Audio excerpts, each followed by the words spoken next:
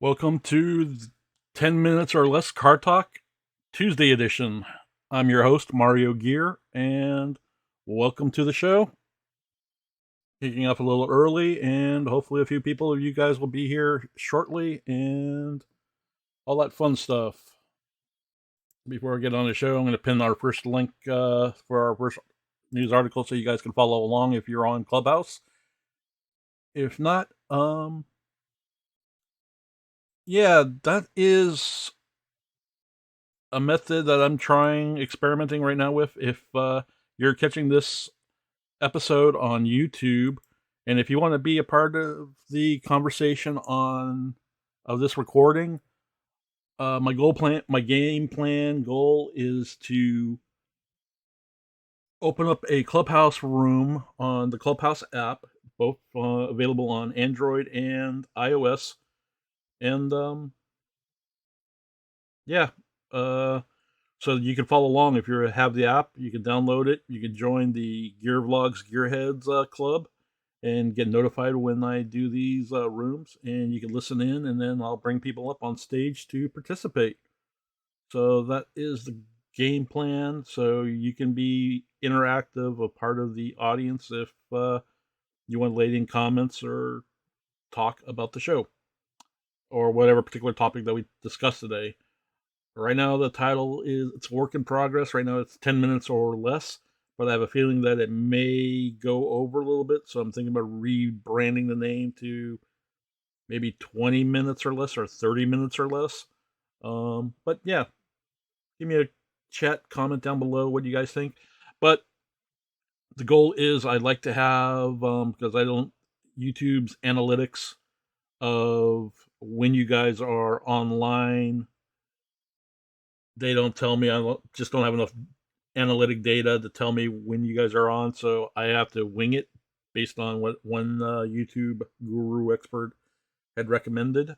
So I'm going to start trying to upload this daily content between 11 a.m. to 1 p.m. or 4 p.m. to 7 p.m. daily. I don't know. I may take the weekends off. I don't know yet. It all depends on the news cycles too and whatnot. But yeah, like I said, I got the first link pinned up, and I am also going to be pinning in the chat so you guys can follow along when I bounce around from story to story. But yeah. So here we go, and let's get into the first story. Chevrolet to give Corvette owners $5,000 just to hang on to their car for an extra year. Here's what it tells us about the broken used car market. And if you followed on to our previous story, link to that story will be in the line card, which I'll add later.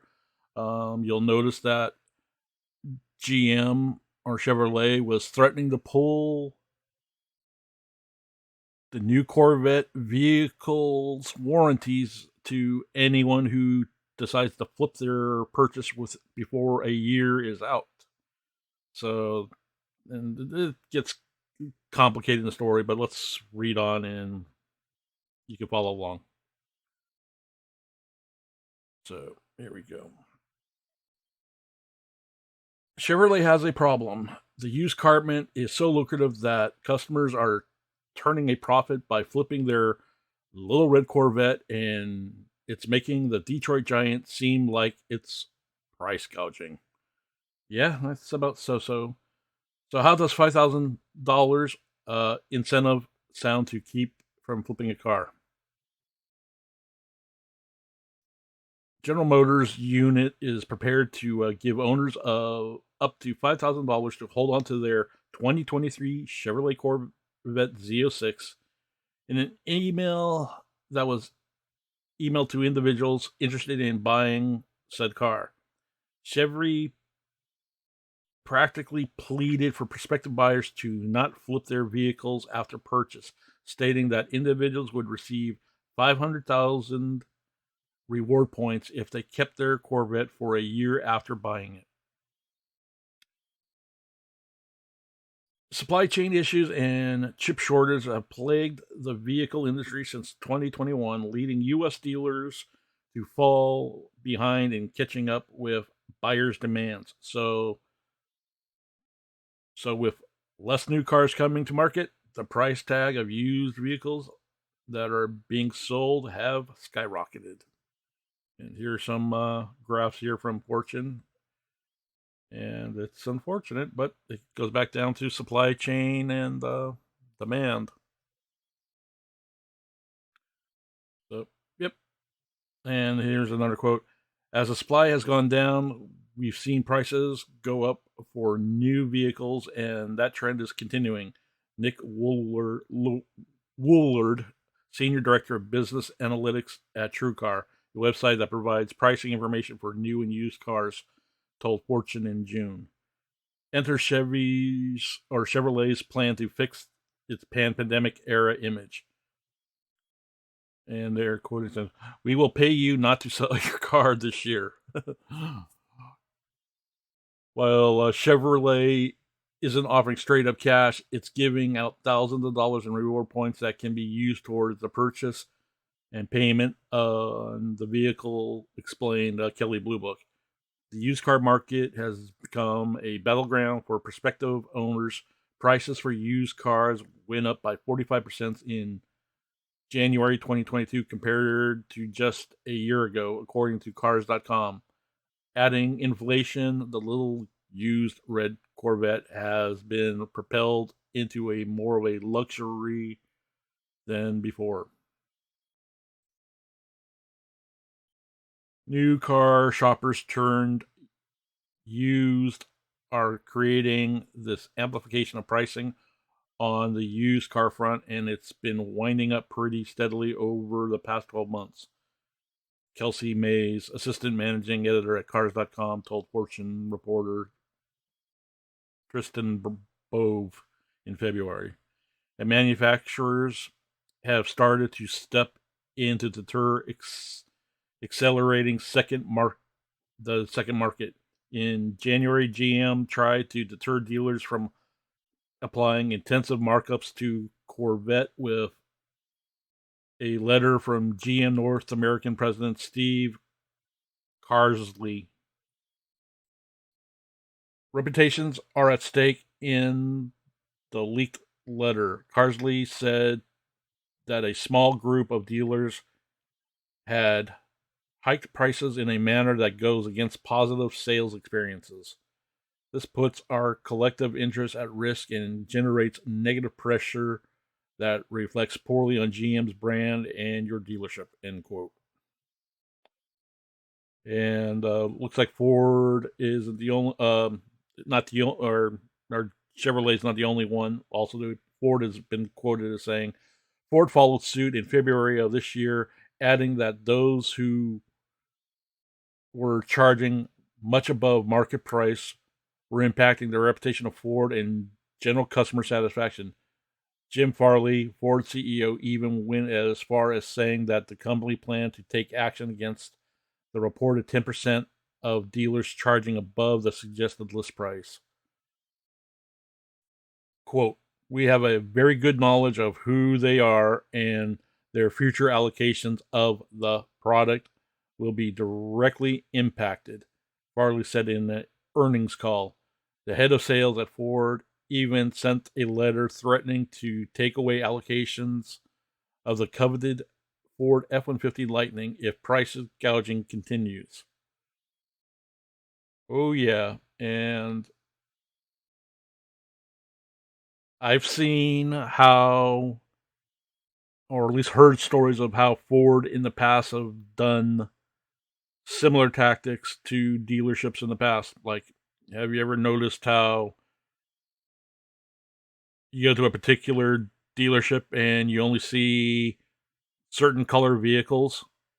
It's not that the dealership wanted those particular colors, but they're like very unpopular colors. I've heard one instance where one dealer, no matter how advanced that they place their orders for allocation for inventory, they got basically the bare bones minimum pick of the litter of options of what was made available to them, essentially killing the dealership and or more. So can't prove it, but that's the stories I've heard and how I've seen one particular dealership here in Northern California get basically shut down. So yeah, let's move on to the next story, and then I think we'll call it a day. And this story here, I am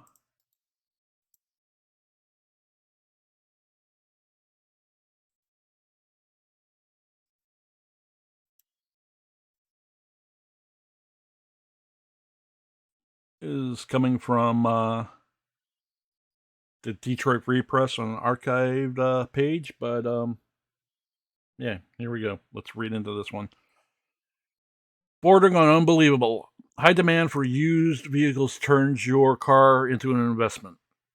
Yeah, from what we've been saying, hell yeah. Call it nearly unbelievable, but for the first time in recent history, mainstream vehicles are now appreciating assets. There are late model used cars that are selling for prices higher than when they were new. And in some cases, the used vehicles is more expensive than its new counterpart. The reason for this anomaly is simple: supply versus demand.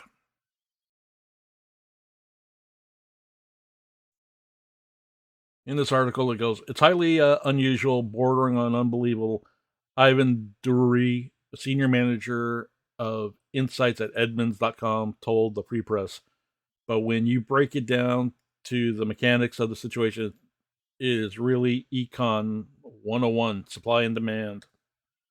New and used car inventories are scarce, but consumer demand remain robust, creating a unique situation in which a low mileage, late model used vehicle that's available now commands a higher price than the same make and model that is new. The reason is that the customers can drive the used one off the lot today rather than waiting weeks or months for the new one to be built and delivered. What's been stalling new car production since early last year is various supply chain disruptions of parts and global shortages of semiconductor chips, which are used in many car parts. Dealer lots are nearly barren as they await factories to get key parts to build more new cars. In fact, last week, GM CEO Mary Barra said dealers had an average 10-day supply of vehicles on the ground at the end of the second quarter. Normally, they'd have at least a 60-day supply. GM reports more than 39% drop in second quarter with net income of 1.7 billion, warns of cost cuts. So yeah, you have that information tied in with what's happening. So don't know what to tell you, folks. It's supply and demand.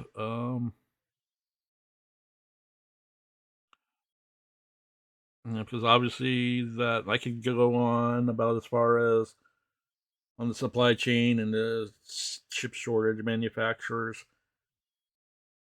If the manufacturers, in my opinion, and what I've been told from my sources, if the manufacturers truly wanted to get components needed for their production, they don't have to wait. In theory, supposedly the thought is they don't necessarily have to wait to go directly to the manufacturer of the who own the semiconductor fabrication plants, the manufacturers of the chips themselves. They have those manufacturers have worldwide global distributors of those chips that are sitting on inventory. The only reason is the manufacturers do not want to pay the obviously marked up prices for the available inventory that's sitting on the shelves right now, then instead of going like quote factory direct. So it boils down to get the chips that are available now and build up your inventories and pass those increased manufacturing costs along to the consumer if they want to get the newer product sooner. But only the manufacturers can state why they haven't brought that question up. Maybe it's something that you, the consumer, general public, should be asking the manufacturers. If the products are sitting on distributor shelves and they're capable of being used for the manufacturing process, why aren't they doing that? I could see it if nobody had the part. I can understand that, but if parts, key component parts of silicon is sitting on warehouse shelves worldwide, globally, or especially here in the U.S., come on. But then again, of course, I've also heard where, I'll just leave it at that. All right. So that about ends it. YouTube things you might like, so be sure to follow and enjoy. Thanks, and catch you next time.